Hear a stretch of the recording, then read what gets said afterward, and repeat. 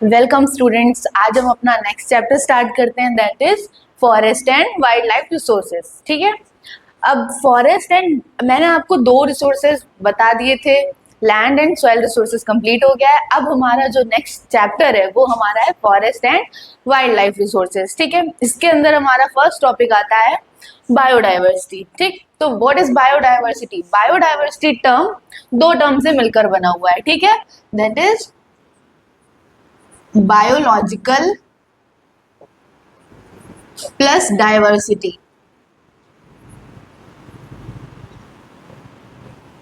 ठीक है, तो बायोडाइवर्सिटी टर्म किससे मिलकर बना हुआ है? Biological plus diversity. ठीक है, मतलब डाइवर्सिटी ऑफ बायोलॉजिकल थिंग्स और ऑर्गेनिज्म। ठीक है, इसकी डेफिनेशन हम क्या बोलेंगे? Number of variety of organism found with a particular geographical area. ठीक है, मतलब number and variety of organism found in a particular geographical area, that is called biodiversity. ठीक है, मतलब इसका मतलब ये हुआ कि नंबर और वेराइटी ऑफ ऑर्गेनिज्म किसी एक पर्टिकुलर रीजन में, जियोग्राफिकल रीजन में फाउंड होते हैं, उसको क्या कहते हैं? Biological diversity. ठीक है, अब वेराइटीज कैसी कैसी, जैसे प्लांट्स हो गया, एनिमल्स हो गया, ठीक है, माइक्रो ऑर्गेनिज्म हो गया, इनका जो एक इकोसिस्टम होता है उसी को हम क्या कहते हैं? बायोडाइवर्सिटी। ठीक, क्लियर हो गया बायोडाइवर्सिटी टर्म? ये जरूर आप नोट डाउन कर लीजिएगा कि बायोलॉजिकल प्लस डाइवर्सिटी से हमारा कौन सा टर्म जनरेट हुआ है? बायोडाइवर्सिटी। ठीक है, अब जो बायोडाइवर्सिटी होती है वो हमारी थ्री टाइप्स की होती है। ठीक है, कौन कौन से? Genetic biodiversity, genetic diversity, species diversity and ecosystem diversity. ठीक, अब हम देखते हैं कि थ्री टाइप्स की जो डाइवर्सिटी होती है ये कैसे क्या होती है। ठीक है, बायोडाइवर्सिटी हमारी थ्री टाइप की होती है। कौन कौन सी? जेनेटिक डाइवर्सिटी, जेनेटिक डाइवर्सिटी, इसको आप बायोडाइवर्सिटी भी बोल सकते हैं। ठीक है, जेनेटिक डाइवर्सिटी, स्पेशीज डाइवर्सिटी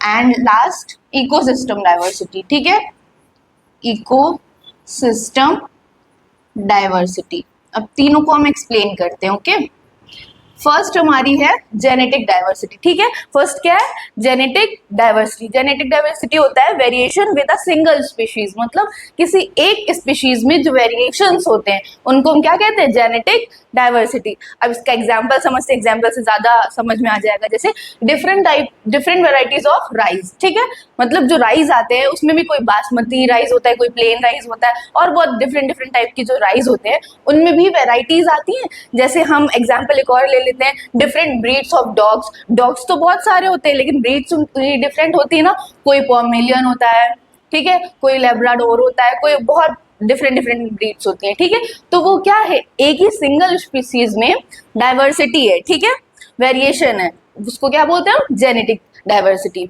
अब हमारी नेक्स्ट डाइवर्सिटी कौन सी है? Species diversity. अब स्पीशीज डाइवर्सिटी क्या होती है? Variety of different species. ठीक है, स्पीशीज कैसी हो? डिफरेंट हो, और उन्हीं में जो वेराइटी होगी उसको क्या बोलेंगे? Different species diversity. ठीक है, अब इसका एग्जांपल देखते हैं, जैसे हमारे प्लांट्स हो गए, एनिमल्स हो गए, माइक्रो ऑर्गेनिज्म हो गए। माइक्रो ऑर्गेनिज्म मतलब छोटे छोटे जो ऑर्गेनिज्म होते हैं, इसमें इंसेक्ट्स भी आ जाते हैं। ठीक है, तो ये सब क्या हो गया? ये हमारा स्पीशीज डाइवर्सिटी में आते हैं। ठीक है, क्यों? क्योंकि इनकी स्पीशीज डिफरेंट है। ठीक है, तो ये स्पीशीज डाइवर्सिटी हो गया। थर्ड है हमारा इकोसिस्टम डाइवर्सिटी। ठीक है, इकोसिस्टम डाइवर्सिटी में क्या होता है? Variety of different habitat. ठीक है, मतलब जो हैबिटेट हो उनके, ठीक, वो कैसे हो? डिफरेंट हो, अलग अलग वेराइटी की हो, और इकोलॉजिकल प्रोसेस भी उनका क्या हो? डिफरेंट हो, उसको क्या बोलते हैं? Ecosystem variety. अब इसका एग्जांपल हम देख सकते हैं, जैसे हमारे फॉरेस्ट हो गया, डेजर्ट हो गया, मैनग्रोव्स हो गया, कोरल रीफ्स हो गया। ठीक है, तो उसको अब एग्जाम्पल सबके ऐसे नीचे लिख देते हैं। शॉर्ट में अगर आपका आंसर आए तो आप फ्लो चार्ट बनाएंगे, देन एग्जाम्पल लिख देंगे, बस। ठीक, बहुत ज्यादा एक्सप्लेन करने की जरूरत नहीं है, लेकिन अगर लॉन्ग में आए तो आप ऐसे फ्लो चार्ट बना के सबको एक्सप्लेन करेंगे विद एग्जाम्पल। इकोसिस्टम डाइवर्सिटी में हमारा हो गया फॉरेस्ट हो गए, ठीक, डेजर्ट हो गए। अच्छा, एक क्वेश्चन आपसे पूछते हैं कि हमारा जो लार्जेस्ट मैनग्रोव है वो कौन से एरिया में, और उसका नाम क्या है? ये आप कमेंट सेक्शन में बताएंगे। ठीक है, मैनग्रोव्स हो गए,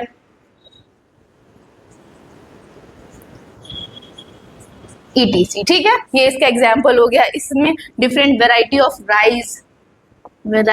ऑफ राइस, ठीक है, या ब्रीड्स ऑफ डॉग्स, यहाँ लिखोगे different breeds of dog,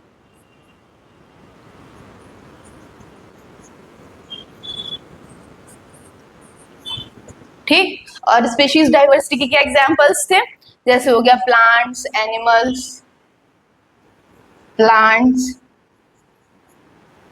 animals ETC, ठीक।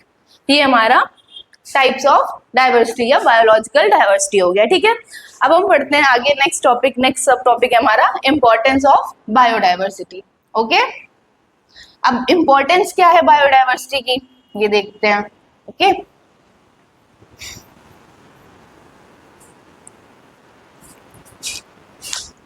Importance of biodiversity, importance of biodiversity, okay.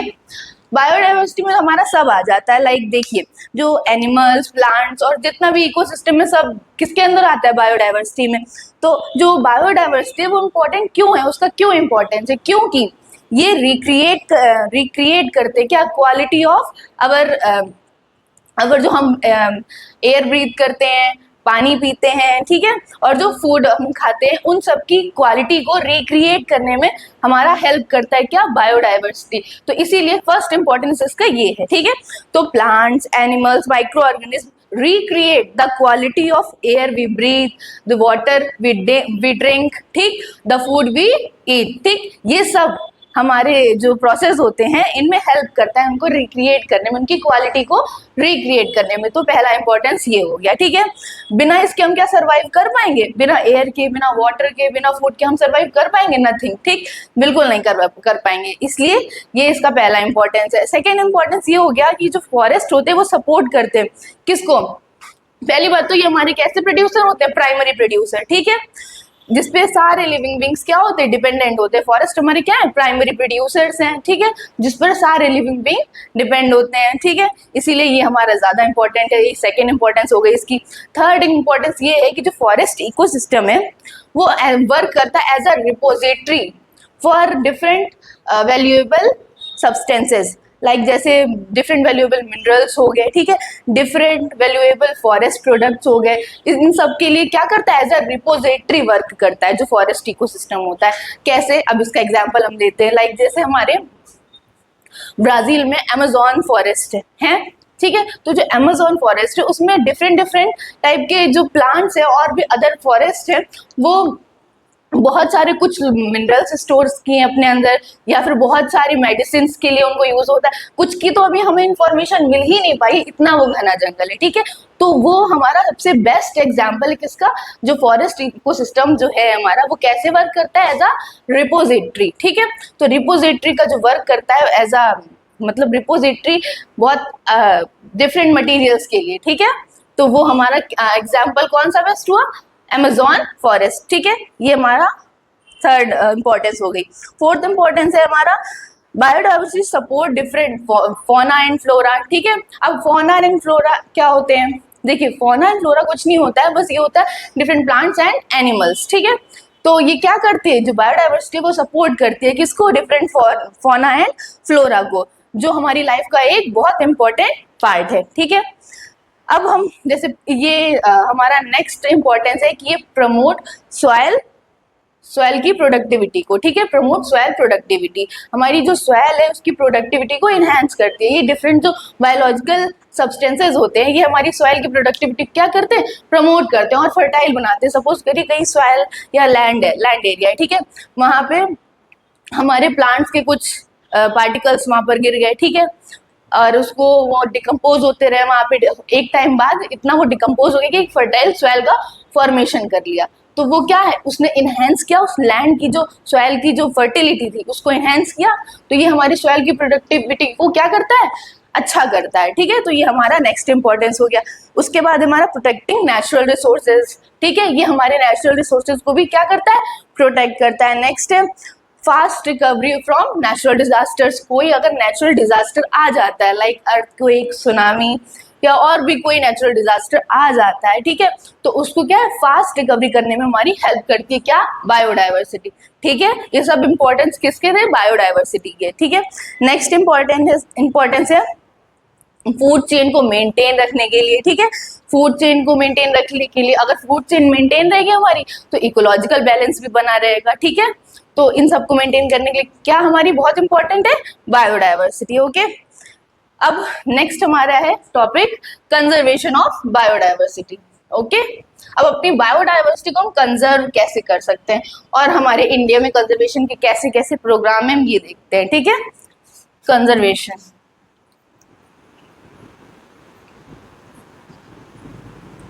Conservation हम देखते हैं इंडिया के पर्सपेक्टिव से, ओके।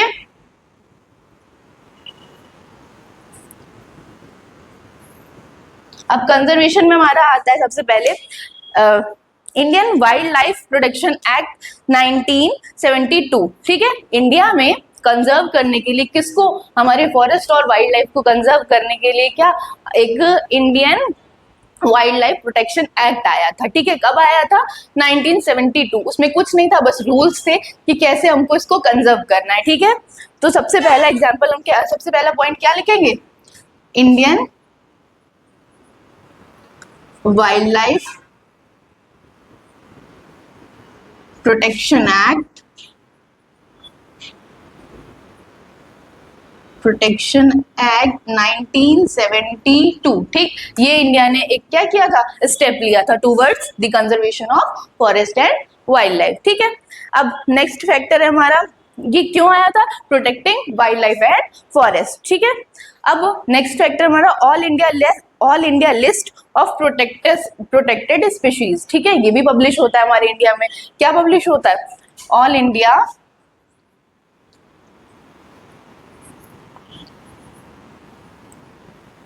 प्रोटेक्टेड स्पीशीज लिस्ट, ठीक है। ये लिस्ट पब्लिश होती है जिससे हमें पता चल जाता है क्या कि कौन कौन सी स्पीशीज क्या है, प्रोटेक्टेड है, तो उनको हमको ज्यादा सिक्योरिटी करनी है उनकी, ठीक है। तो इससे भी हमारा एक कंजर्व होता है, ठीक है। तो ये भी हमारा एक फैक्टर हो गया। नेक्स्ट फैक्टर है bye banning hunting of endangered species. अब देखिए आप, इंडेंजर्ड स्पीशीज क्या होता है, देखिए ऐसे तो बहुत सारी होती है, इंडेंजर्ड स्पीशीज, एक्सटिंक्ट स्पीशीज, ये सब मतलब बहुत टाइप्स के होते हैं। वो आपको जो रेड बुक होती है हमारी उसमें कैटेगराइज होती है, वो आप आगे बढ़ेंगे, अभी आप इतना समझ लीजिए।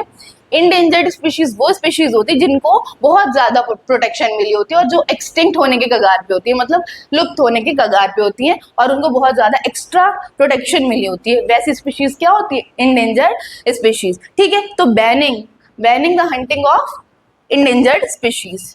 तो नेक्स्ट हमारा पॉइंट हो गया banning the hunting of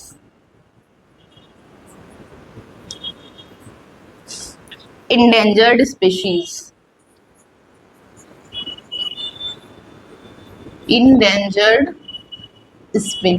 okay. किसको बैन कर दिया गया है, जो इंडेंजर्ड स्पीशीज का हंटिंग होता है। क्यों, इसके बैन होने से हमें क्या फायदा, ये फायदा है कि देखिए इंडेंजर्ड स्पीशीज मतलब जो बहुत ज्यादा कम है, बिल्कुल एक्सटिंक्शन की कगार पे है, ठीक है, तो उसको इंडेंजर्ड स्पीशीज कहते हैं। अब उनका भी अगर हंट होगा, ठीक है, तो क्या होगा, वो तो बिल्कुल ही फिनिश हो जाएंगी, तो हमारे इंडिया में तो रहेंगी नहीं। एग्जाम्पल आपको बहुत बेस्ट एग्जाम्पल है, अभी 2 ईयर्स पहले हमारे क्या चीता का रिहेबिलिटेशन हुआ है, कहाँ से हुआ है, साउथ अफ्रीका और नामीबिया सबसे पहले हुआ था। तो ये एग्जाम्पल बेस्ट है क्या, इंडेंजर्ड स्पीशीज को जो बैन कर दिया हंटिंग को। क्यों, क्योंकि अगर हंट करेंगे तो गायब हो जाएंगे, हमारे इंडिया में बचेंगे नहीं। चीता हमारे क्या नहीं थे, ठीक है, हमने बाहर से उसको रिहेबिलिटेट किया है, ओके। तो ये हमारा नेक्स्ट फैक्टर हो गया। उसके बाद हमारा आता है restriction trade off wild life, restriction on trade off wild life, restriction on trade off wild life, मतलब जो वाइल्ड लाइफ होते हैं, ठीक, उनके ट्रेड पे रेस्ट्रिक्शन, ठीक है। बहुत सारे लोग होते हैं लाइक जैसे हमारा एलिफेंट हो गया, एलिफेंट के जो टस्क होते हैं, जो या बड़े बड़े दांत होते हैं साइड साइड में, उसकी ट्रेडिंग होती है, ठीक है। वो बहुत बेनिफिशियल होता है, बहुत मेडिसिन में भी यूज होता है, और उसको एज अ शो पीस भी रखते हैं बहुत लोग, ठीक है। तो वो एक ब्रेवरी का सिंबल दिखाता है, तो उसका बहुत ज्यादा ट्रेड होता है, ठीक है। तो उन सबको क्या कर दिया, रेस्ट्रिक्शन, उन पे रेस्ट्रिक्शन लगा दिया कि जो वाइल्ड लाइफ का जो ट्रेड होगा और उनकी चीजों का, उस पर रेस्ट्रिक्शन, ठीक है। नेक्स्ट पॉइंट है हमारा, announce many central and state protecting species, ठीक है। Many central projects for protecting species, ठीक है। तो हमने बहुत सारे प्रोजेक्ट्स लॉन्च किए सेंट्रल और स्टेट लेवल पे, क्या प्रोटेक्ट करने के लिए, हमारी जो स्पेशीज है उनको प्रोटेक्ट करने के लिए, ठीक है। और हमारे जैसे सेंट्रल और स्टेट लेवल पे हमारे बहुत सारे डिफरेंट डिफरेंट नेशनल पार्क्स और वाइल्ड लाइफ सेंचुरीज भी बनी है, ठीक है। जैसे सेंट्रल एंड स्टेट लेवल पे क्या गवर्नमेंट, जो हमारी गवर्नमेंट है सेंट्रल एंड स्टेट लेवल पे जो गवर्नमेंट है, वो क्या वर्क कर रही है, हमारे डिफरेंट नेशनल पार्क्स बना रही है, ठीक, एंड वाइल्ड लाइफ सेंचुरीज भी बना रही है। क्यों, हमारी जो वाइल्ड लाइफ है और जो डिफरेंट स्पीशीज, इंडेंजर्ड स्पीशीज है, उनको प्रोटेक्शन देने के लिए। अभी आप आगे बढ़ेंगे प्रोजेक्ट टाइगर, ठीक, वो भी हमारी क्या है, इंडेंजर्ड स्पीशीज है, ओके। तो उसको प्रोटेक्शन करने के लिए बहुत सारे प्रोजेक्ट्स बनाए गए हैं, ठीक है।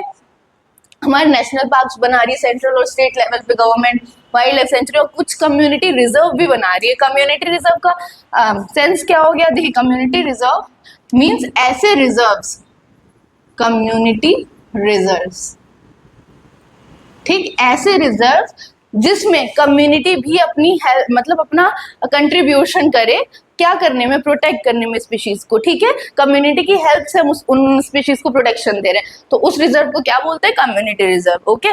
तो ये हमारे किसके फैक्टर हो गए, conservation, conservation of forest and wild life, okay. ये हमारा टॉपिक फिनिश हो गया, ठीक। तो हमने अभी क्या क्या पढ़ा, बायोडाइवर्सिटी पढ़ा, देन हमारे टाइप्स ऑफ डाइवर्सिटी या बायोडाइवर्सिटी कुछ भी बोल सकते हैं, ओके। टाइप्स पढ़े, देन इंपॉर्टेंस पढ़ी, अब देन कंजर्वेशन पढ़ लिया। अब हमारा नेक्स्ट टॉपिक क्या है, प्रोजेक्ट टाइगर, प्रोजेक्ट टाइगर, ठीक है। अब प्रोजेक्ट टाइगर देखते हैं, ये हमारा छोटा सा टॉपिक है, ज्यादा बड़ा नहीं है, ठीक है। ये सब जो प्रोजेक्ट्स आए हैं ये स्पेशीज को प्रोटेक्ट करने के लिए, ऐसे जैसे जैसे प्रोजेक्ट टाइगर है, ये हमारे एनसीईआरटी में दिया इसलिए हमको पढ़ना है, ठीक है। लेकिन ऐसे डिफरेंट एनिमल्स पर भी प्रोजेक्ट बने, लाइक प्रोजेक्ट एलिफेंट बना है, प्रोजेक्ट राइनोसोरस भी बना है, ठीक है, प्रोजेक्ट चीता भी बना है, ऐसे बहुत सारे प्रोजेक्ट्स बने हैं, ठीक है। लेकिन हमारा मेन फोकस क्या है, प्रोजेक्ट टाइगर पे, ठीक है। इसको एज एग्जाम्पल समझ लेते हैं, प्रोजेक्ट टाइगर। अब प्रोजेक्ट टाइगर क्यों बनाया गया, जैसे हमारे इंडिया में चीता था, ठीक है, चीता का रिहेबिलिटेशन हुआ, क्यों हुआ, क्योंकि हमारे इंडिया में चीता क्या हो गए, एक्सटिंक्ट हो गए थे, ठीक है। एक्सटिंक्ट हो गए थे, तो हमारे कंट्री में लाने के लिए, मतलब हमारी कंट्री में स्पेशीज रहे कैट की, इसलिए हमने क्या किया, उसको रिहेबिलिटेट किया। अच्छा, एक और क्वेश्चन है, टोटल जो कैट स्पेशीज है, बिग कैट स्पेशीज, वो टोटल 7 है, ठीक है, हमारे अर्थ पे। कौन कौन सी हैं, देखिए हमारी टाइगर, चीता, ठीक है, lion, leopard, snow leopard, Puma, Jaguar, ऐसे 7 स्पीशीज हैं बिग कैट्स की, ठीक है। आपको ये बताना है कि हमारे इंडिया में कितने बिग कैट्स की स्पीशीज है और कौन कौन से है नहीं है, ठीक है। अच्छा, एक हिंट दे देते हैं, आपको ये बताना है कि कितने स्पीशीज है हमारे इंडिया में और कितने नहीं है, ठीक है। और जो नहीं है उनके दोनों नेम बताने हैं, मतलब 2 स्पीशीज नहीं है और उनके नेम भी बताने। अब आप आंसर दीजिएगा, ठीक है। तो अब प्रोजेक्ट टाइगर पढ़ते हैं, ठीक। प्रोजेक्ट टाइगर एक ऐसा प्रोजेक्ट है जो लॉन्च हुआ था हमारा कौन से ईयर में, 1973, ओके। 1973 में हमारा प्रोजेक्ट टाइगर लॉन्च हुआ था। अब टाइगर को सिक्योर करने की जरूरत क्यों पड़ गई, ठीक है, क्योंकि हमारे जो टाइगर है उसको थ्रेट्स थी। कौन कौन सी threats, poaching for trade, trade के लिए उसकी पोचिंग होती थी, ओके। और श्रिंकिंग हैबिटेट, जो उनका हैबिटेट था वो क्या हो रहा था, श्रिंक हो रहा था, ठीक है, मतलब कम हो रहा था। यहाँ पर सिकुड़ना वर्ड नहीं यूज करेंगे, यहाँ पर कम होना वर्ड यूज करेंगे, ओके। तो depletion of prey base species मतलब जो उनके प्रे थे, मतलब प्रे का मतलब होता है जो उसको उनके लिए जो प्रे का वर्क करते हैं, मतलब उनके खाने का वर्क करते हैं, ठीक। जो ऐसा कैट की स्पेशीज होती है उनके लिए जो प्रे बेस्ड स्पेशीज थी वो क्या हो रही थी, कम हो रही थी, उनका डेप्लीशन हो रहा था। नेक्स्ट हमारा ग्रोइंग ह्यूमन पॉपुलेशन, मतलब ह्यूमन पॉपुलेशन इतनी बढ़ती जा रही कि उनके लिए तो स्पेस ही नहीं बचा, ठीक है। और हमारे जो ह्यूमन है वो उनकी हंटिंग भी कर रहे हैं, तो इन सब से क्या हो रहा था, जो हमारे टाइगर स्पेशीज थी उनका डेप्लीशन हो रहा था। अभी आप जैसे सुनते होंगे ह्यूमन एनिमल कॉन्फ्लिक्ट, तो ये क्यों होता है, क्योंकि ह्यूमन पॉपुलेशन इतनी ज्यादा बढ़ गई है कि उसको अपना सर्वाइवल के लिए, अपने हैबिटेशन के लिए उनका हैबिटेशन क्या करना पड़ रहा है, खराब करना पड़ रहा है। तो कॉन्फ्लिक्ट तो होगा ही एनिमल और ह्यूमन में, ठीक है। तो ये सब उसको थ्रेट्स थी टाइगर को, इसीलिए हमने प्रोजेक्ट टाइगर लॉन्च किया। अब देखिए इंडिया ने लॉन्च तो कर दिया, अब इसके लिए क्या करना पड़ेगा, इसके लिए बहुत सारे हमको नेशनल पार्क्स और या वाइल्ड लाइफ सेंचुरी स्टैब्लिश करना पड़ेगा ताकि उनका क्या हो, हैबिटेशन अच्छा सर्वाइव कर सके। अब ऐसे कौन कौन से नेशनल पार्क्स और वाइल्ड लाइफ सेंचुरीज हैं वो थोड़ा सा आप लर्न रख लीजिए। जैसे हमारा हो गया एक नेशनल पार्क हो गया जिम कॉर्बेट नेशनल पार्क, ठीक है। जिम कॉर्बेट ये हमारा इंडिया का फर्स्ट नेशनल पार्क भी है, ये भी याद रखिएगा, ठीक है। हमारा टाइगर को जो प्रोटेक्शन के लिए कौन कौन से नेशनल पार्क और वाइल्ड लाइफ सेंचुरीज बनी है वो हम आपको बता रहे हैं, ठीक है। ये हमारा यूके मतलब उत्तराखंड में, ठीक है, Jim Corbett national park. Next है हमारा सुंदरबन नेशनल पार्क, ठीक है। अब सुंदरबन कहाँ है, सुंदरबन नेशनल पार्क ये हमारा है वेस्ट बंगाल में, ठीक है, वेस्ट बंगाल में। नेक्स्ट हमारा है बांधवगढ़ नेशनल पार्क, ठीक, बांधवगढ़ नेशनल पार्क ये हमारा एमपी में, ठीक है। एमपी में तो बहुत सारे बांधवगढ़ है, कान्हा है, किसली है, लेकिन हमारा जो मेन टाइगर के लिए वो हमारा बांधवगढ़ नेशनल पार्क है। नेक्स्ट है सरिस्का, ठीक, सरीक्षा वाइल्ड लाइफ सेंचुरी, ठीक है। ये वाइल्ड लाइफ सेंचुरी कहाँ पे है, ये राजस्थान में, ठीक है, राजस्थान में। Manas tiger reserve, Periyar tiger reserve, ये सब कहाँ है, मानस टाइगर रिजर्व हमारा है असम में, मानस टाइगर रिजर्व, ठीक है, ये कहाँ पे है, असम में। नेक्स्ट हमारा पेरियार टाइगर रिजर्व, ठीक है, पेरियार टाइगर रिजर्व हो गया, ये हमारा कहाँ पे है, केरला में, ठीक है, केरला, ओके। अब ऐसे ही आपको एक और एग्जांपल देते हैं, वन हॉर्न राइनोसोरस, मतलब एक सींग वाला जो राइनोसोरस होता है उसका जो प्रोटेक्शन एरिया है वो कहाँ है, एक असम में काजीरंगा नेशनल पार्क है, ठीक है। वो बहुत इंपॉर्टेंट प्रोटेक्शन ऑफ एलिफेंट के लिए बहुत ज्यादा इंपॉर्टेंट है, ठीक है। नेशनल पार्क वो स्पेशली उसी के लिए ही बना है, ठीक है, जैसे ये हमारे टाइगर के लिए बने। तो ये प्रोजेक्ट टाइगर था। अगर आप चाहें तो और different types of projects learn कर सकते हैं, बट अभी आपकी ये नीड नहीं है, बस आपके जो सिलेबस है उसमें अभी तो प्रोजेक्ट टाइगर ही है, तो आपको बस इसी को देखना है और इसको आपको एज अ एग्जाम्पल लिखना है। कोई ऐसा पर्टिकुलर आपको पूछेगा नहीं व्हाट इज टाइगर प्रोजेक्ट, या फिर पूछ सकता है तो शॉर्ट में आंसर आ सकता है, लॉन्ग में नहीं आएगा, तो थोड़ा बहुत एक्सप्लेन करके आप एग्जाम्पल दे दीजिएगा। तो आज के लेक्चर में इतना ही, तो नेक्स्ट लेक्चर में हम अपना आगे कंटिन्यू करते हैं। Thank you for watching. Like, share and subscribe the Divine Word of Education channel. Thank you.